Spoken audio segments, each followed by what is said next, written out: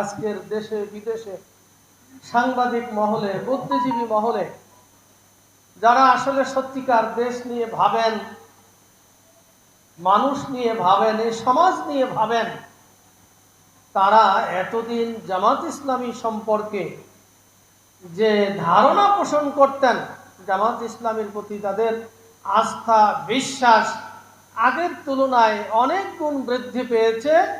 এই সমাবেশ হওয়ার মধ্য দিয়ে এই বৃদ্ধিটা আরো অনেক গুণ বৃদ্ধি পেয়েছে। এখন রোকন হিসাবে আমাদের কি করা, তো এই জাতীয় সমাবেশটি করার মধ্য দিয়ে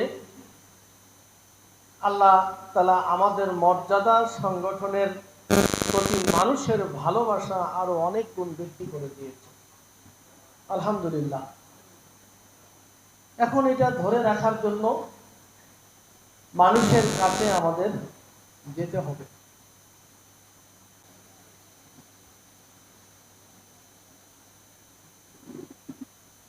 আমিরে জামাত তার গ্রহণযোগ্যতা ব্যক্তির জন্য নয়, তার গ্রহণযোগ্যতা হলো ইসলামের জন্য।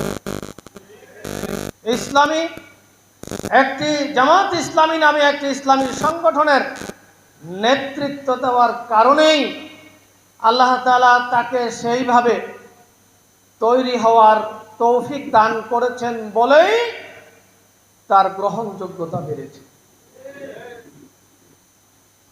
সুতরাং আমরা তো সেই দিন প্রতিষ্ঠার ইসলামী আন্দোলনের প্রতিনিধিত্ব করছি। আমাদেরকে ভেবে দেখতে হবে আমরা আসলে কোন পর্যায়ের রোকনের মানে আমরা অবস্থান করছি। রোকন সম্পর্কে কোরআনের দুটো জায়গায় দুইটা আয়াত আছে। এই ঢাকা জেলাকে যদি মানুষ এই মুহূর্তে যেটা আশা করছে যে জামাত ইসলামী পাওয়ারে আসলে দেশে শান্তি ফিরে আসবে, দেশের মানুষ নিরাপদে থাকবে, দেশের মানুষ নির্ভয়ে রাতের অন্ধকারেও চলাফেরা করতে পারবে। একটি প্রতিবেদন দেখলাম, একজন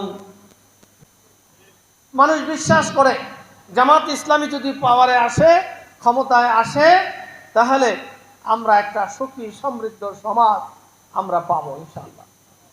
আর সেটা এই মুহূর্তে জামাত ইসলামের প্রতি মানুষের আস্থাটা বেশি, এই বিশ্বাস। তাহলে জামাত ইসলামীকে যদি এত বড় কাজ